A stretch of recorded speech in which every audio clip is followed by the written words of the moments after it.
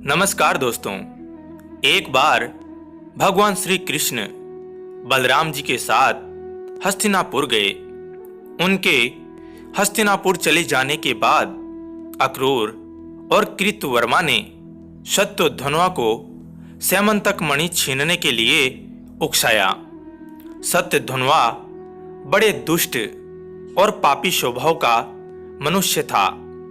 अक्रूर और कृतवर्मा के बहकाने पर उसने लोभवश सोए हुए शत्रुजीत को मौत के घाट उतार दिया और मणि लेकर वहां से चला गया। शत्रुध्नवा द्वारा अपने पिता के मारे जाने का समाचार सुनकर सत्यभामा शोकातुर होकर रोने लगी। फिर भगवान श्री कृष्ण का स्मरण कर उसने यह प्रतिज्ञा की कि जब तक श्री कृष्ण शत्रुध्नवा का वध नहीं कर देंगे वह अपने पिता का दाह संस्कार नहीं होने देगी। इसके बाद उसने हस्तिनापुर जाकर श्री कृष्ण को सारी घटना से अवगत कराया। वे उसी समय सत्यभामा और बलराम जी के साथ हस्तिनापुर से द्वारिका लौट आए। द्वारिका पहुंचकर उन्होंने शत्रुध्नवा को बंदी बनाने का आदेश दे दिया।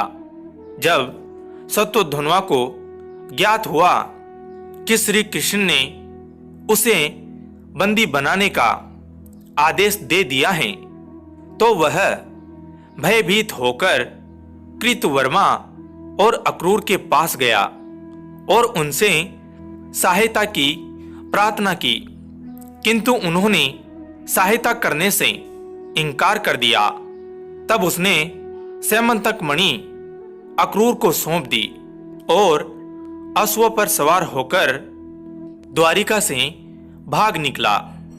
श्री कृष्ण और बलराम जी को उसके भागने की सूचना मिल चुकी थी, अतः उसका वध करने के लिए वे रथ पर सवार होकर उसका पीछा करने लगे। उन्हें पीछे आते देख शत्रुध्नवा भयभीत होकर अश्व से कूद गया और पैदल ही घने वन की ओर दौड़ने लगा। तब श्री कृष्ण ने सुदर्शन चक्र से उसका मस्तक धड़ से अलग कर दिया। इस प्रकार दुष्ट शत्रुध्नवा का वध कर उन्होंने सत्यभामा की प्रतिज्ञा पूर्ण की। शत्रुध्नवा की मृत्यु का समाचार सुनकर कृतवर्मा और अक्रूर भयभीत होकर अपने परिवारों सहित द्वारिका से चले गए। श्री कृष्ण अक्रूर से बड़ा प्रेम करते थे। जब उन्हें अक्रूर के द्वारिका से जाने का समाचार मिला तो वे अत्यंत दुखी हो गए। उन्होंने उसी क्षण सैनिकों को आज्ञा दी कि वे अक्रूर जी को ससम्मान द्वारिका वापस ले आए। शीघ्र ही अक्रूर को ससम्मान द्वारिका लाया गया।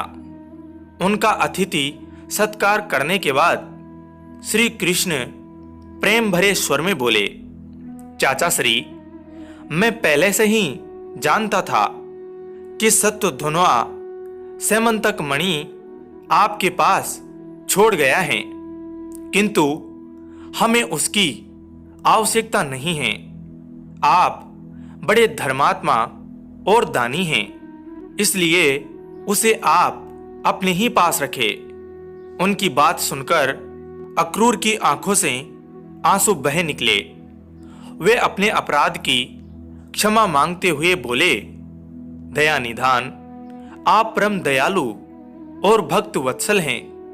मैं आपकी शरण में हूं, आप मेरे अपराध को क्षमा करें। यह कहकर उन्होंने मणि श्री कृष्ण जी को सौंप दी।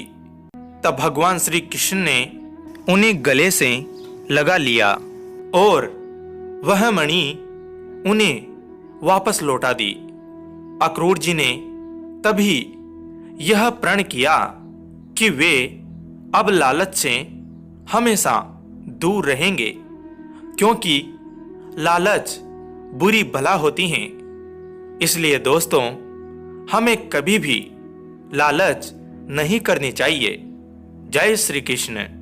दोस्तों, कथा आपको कैसी लगी कमेंट करके ज़रूर बताएं। वीडियो को लाइक करें, चैनल को सब्सक्राइब कर घंटी को ज़रूर दबाएं। कथा को अंत तक सुनने के लिए धन्यवाद दोस्तों। जय हिंद, जय भारत।